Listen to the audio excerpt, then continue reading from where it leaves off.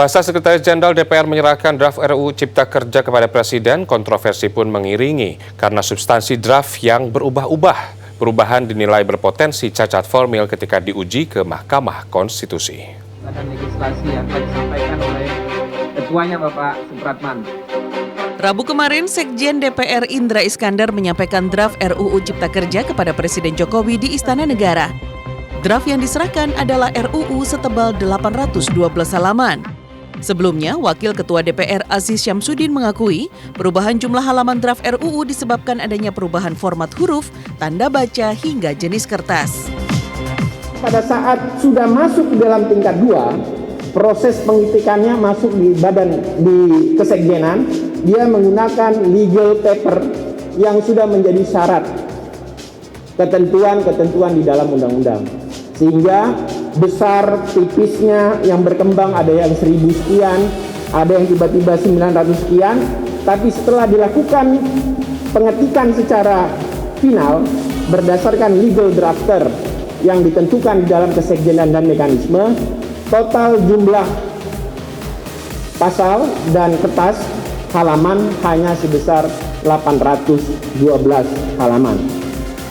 Berikut undang-undang dan penjelasan Undang-Undang Cipta Kerja. Kalau sebatas kepada Undang-Undang Cipta Kerja, hanya sebatas 488 halaman. Ditambah penjelasan menjadi 812 halaman. Meski sudah dinyatakan final, gelombang penolakan terus mengalir. Sejumlah organisasi buruh dan masyarakat menyatakan akan menggugat Undang-Undang Omnibus Law ke Mahkamah Konstitusi. Kontroversi terus mengemuka, terutama di substansi klaster ketenagakerjaan. Draft RUU Cipta Kerja yang dibahas dan disahkan pada 5 Oktober lalu awalnya berjumlah 905 halaman. Diduga pada saat itu tidak ada anggota DPR yang memegang naskah RUU. Dan hanya berselang beberapa hari kemudian, tepatnya di 11 Oktober 2020, draft RUU ini berubah menjadi 1035 halaman. Ada selisih sekitar 130 halaman dari naskah yang dibahas pada tanggal 5 Oktober 2020.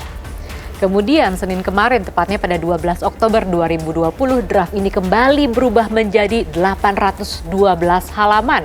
Dan ini yang disebut-sebut sebagai draft final.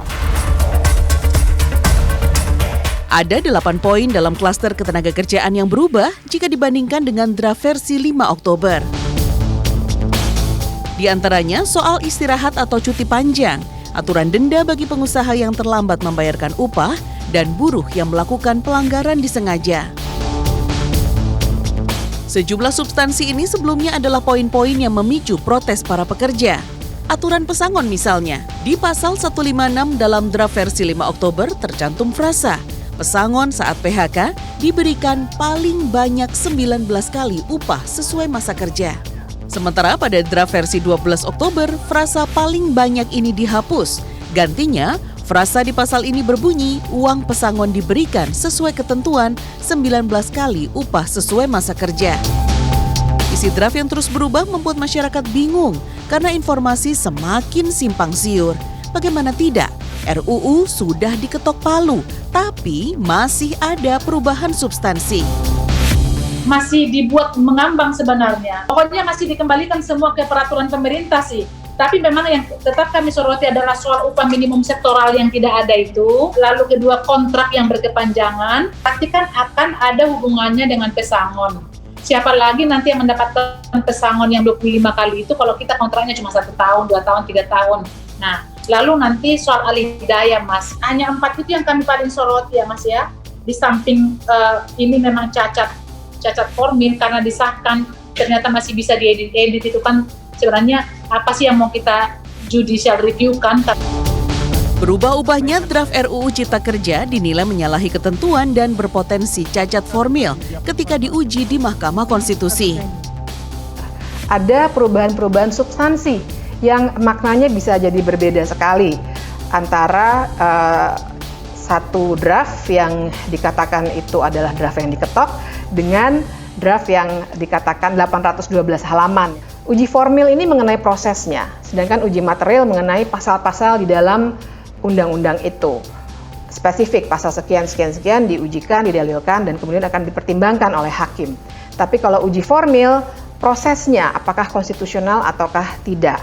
Nah, dengan itu sebenarnya sudah menjadi alasan yang sangat kuat untuk membatalkan RUU Cipta Kerja ini dengan proses uji formil.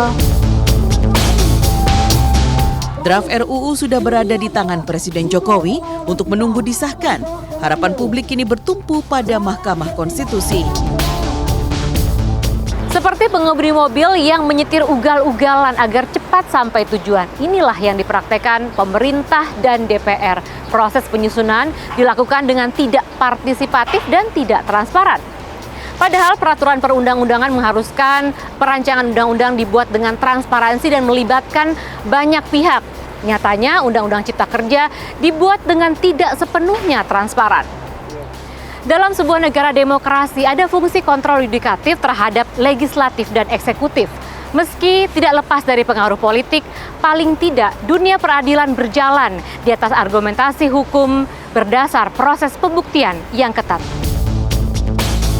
Tim Liputan Trans 7.